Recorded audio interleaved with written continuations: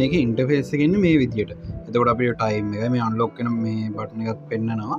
එතකොට අපිට මෙතනින් කෙලිම මෙහෙම උඩට ස්වැප් කරාම අපිට මේන් ඉන්ටර්ෆේස් එකට යන්න පුළුවන්. එතකොට මෙතන තියෙනවා අපේ ෆෝන් එකක් වගේම තමයි මේක normal Android device එක. එතකොට අපි මෙතනින් මෙහෙම උඩට කරාම අපිට මේන් මෙනු එකේ අපේ ඇප්ස් ටික බලා ගන්න පුළුවන්. අපේ තියෙන ඇප්ලිකේෂන් ටික මෙතනින් බලා ගන්න පුළුවන්.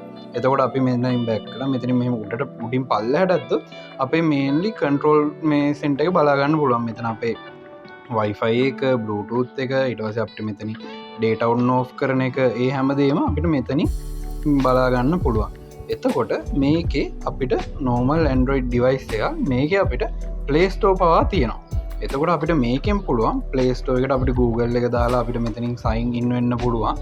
එතකොට මේකෙන් අපිට පුළුවන් අපිට Play Store එක ලොග් වෙලා අපිට ඕනේ software එකක් අපිට ඕන app එකක් මේකට download කරගන්න.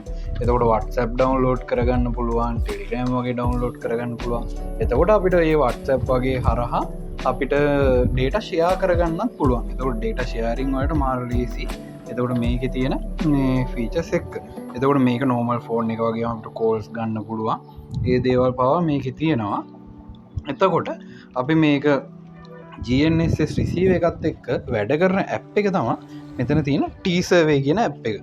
එතකොට මෙතන T-Survey කියන app එකට ගියාම මෙතනින් මම මේ app list එකට ගිහිල්ලා app list එකේ යටම තියෙනවා T-Survey කියන app එක. ඕක අපිට මෙහෙම long press එකක් දීගෙන ඉඳලා අපිට මෙහෙම desktop එකට ගන්නත් පුළුවන්.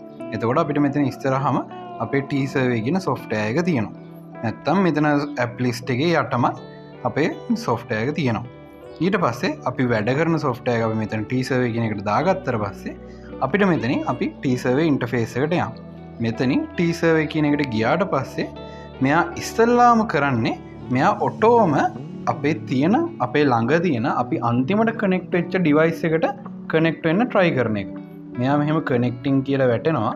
එතකොට අපි ළඟම ඉන්නවා නම් අපේ මැෂින් එක ළඟම තියෙනවා නම් මෙයා ඔටෝම ඒකත් එක්ක කනෙක්ට් වෙනවා. එතකොට කනෙක්ට් වුණාම මෙන්න මේ විදිහට තමයි පෙන්වන්නේ. මේක අපේ මැෂින් එකට ආපු ගමන් අපේ ඉන්ටර්ෆේස් එක පෙන්වන්නේ මෙන්න මේ විදිහට. එතකොට මේකේ මේන්ම මෙනු හතරක් තියෙනවා. මේකේ පළවෙනියට වෙන්නේ මේ ප්‍රොජෙක්ට් කියන ඉන්ටර්ෆේස් එක.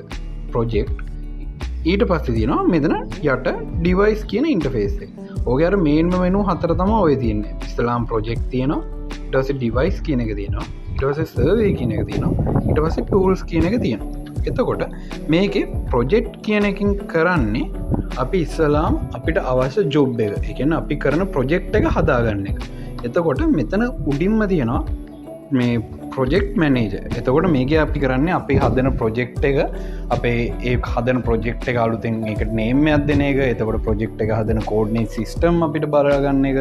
ඒ කෝඩිනේට් සිස්ටම් වෙනස් කරන එක. ඊට පස්සේ ඒ ප්‍රොජෙක්ට් එක එක්ස්පෝර්ට් කරන එක. අන්න ඒ වගේ දේවල් ටිකක් තමයි අපි මෙතන ප්‍රොජෙක්ට් කියන එකෙන් කරන්නේ.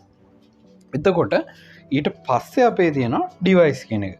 ඩිවයිස් කියන එකෙන් කරන්නේ අපේ GNSS receiver එක control කරන හැම වැඩේම අපි කරන්නේ මේ ඩිවයිස් කියන එක ඇතුළෙන්. ඒ කියන්නේ අපි control එකත් එක්ක GNSS receiver එක connect කරගන්න එක, ඊට පස්සේ අපි මේක raw එකක් විදියට setup කරගන්න එක, ඒ කියන්නේ අපේ මොන base එකත් එක්කද අපි connect වෙලා වැඩ කරන්නේ කියන එක, ඒ හැමදේම අපි කරන්නේ මේ ඩිවයිස් කියන එක ඇතුළේ. ඒ කියන්නේ අපේ GNSS receiver එක සම්පූර්ණයෙන්ම control කරන්නේ මේ ඩිවයිස් කියන එක ඇතුළේ. ඊට පස්සේ තියෙනවා survey කියන එක. survey කියන එකෙන් තමයි අපේ data collection part එක යන්නේ. එතකොට data collect කරගන්න හැම method එකම තියෙන්නේ මෙතන. එතකොට මෙතන තියෙනවා point survey, detail survey කියලා තියෙනවා, ඊට පස්සේ control point survey කියලා තියෙනවා. ඒ කියන්නේ අපි ගන්න control point එක survey කරන්න අපි normal RTK method එකෙන් data collection කරන විදිය. ඒ හැමදේම තියෙන්නේ මෙන්න මේ survey කියන මේ menu එක. ඊට පස්සේ තියෙනවා අපේ tools කියන එක. tools කියන එකේ මේ අපිට පුළුවන් net convert කරගන්න, volume calculation කරගන්න,